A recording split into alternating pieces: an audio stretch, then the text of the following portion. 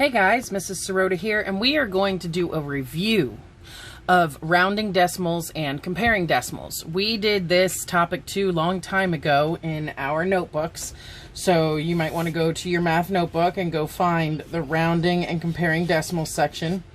It's topic 2, I believe, in your book. But anyway, we've already done this. As a quick review, I wrote in here a place value chart with the decimal, because we're rounding and comparing decimals.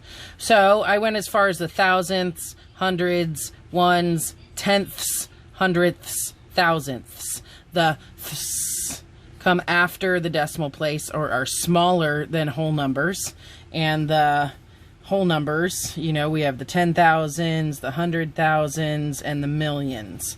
So thousands, 10,000s, 100,000s, millions. All right. So this says round 5 and 476 thousandths to the nearest hundredth.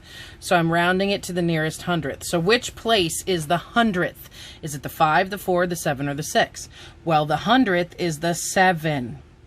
And if you remember in rounding, the number behind the number you need to round is the one that tells you what to do with it. So the 6 is going to tell you what to do with that 7. Now, it says 5 or more, let it soar. So 5 plus, increase. 4 or less, let it rest. 4 minus stays the same. So that would be 0, 1, 2, 3, 4. This would be 5, 6, 7, 8, and 9. So 5 or more, you increase the number you're rounding. 4 or less, the number you're rounding stays the same. So this one is a 6. So the 6 is going to tell the 7 to turn into an 8. Now look at the answer. The answer now no longer has anything after the 8. Why? Because when you're rounding, you round to that number and stop. Everything behind it goes away. So your answer is B as in boy here. Your answer is B as in boy. What's wrong, Jax? Okay. Number 2. Round 12 and 345 thousandths to the nearest tenth. Okay, well, is the 1, the 2, the 3, the 4, or the 5 the tenths place?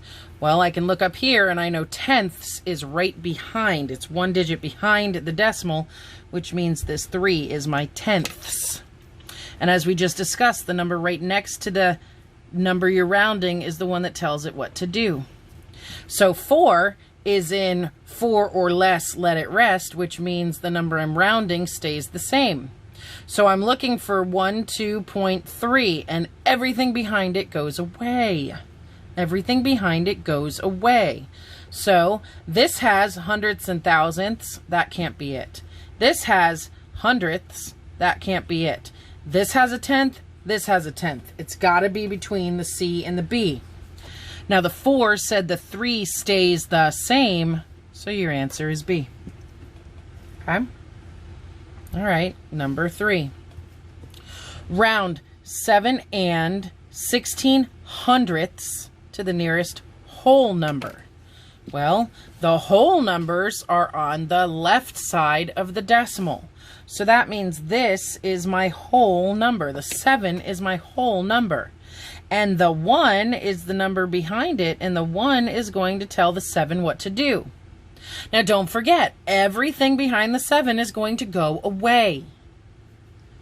Now 1 is in this less than 4 category, which says that the 7 stays the same. So it's going to be a 7 with nothing behind it. So B is your answer. Again, another B. Sorry, there you go. B is your answer. All right, number 4.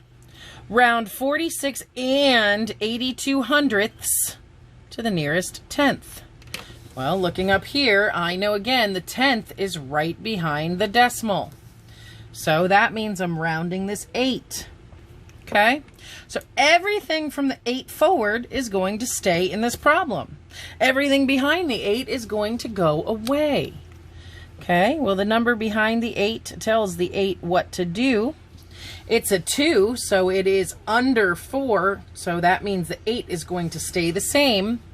So the 4 is going to stay in the answer, the 6 is going to stay in the answer, and the 8 doesn't change, so it's going to be 46.8. Okay. Well, guys, I have attached this to the lesson. And what I want you to do to practice is I'd like for you to do number 5, number 6, 7, 8, 9, and 10. And I want you to type in the answers in the submission. You'd put 5, period, and then you'd put A, B, C, or D in the answers. Then you'd put 6, period, and you'd write A, B, C, or D in the answers.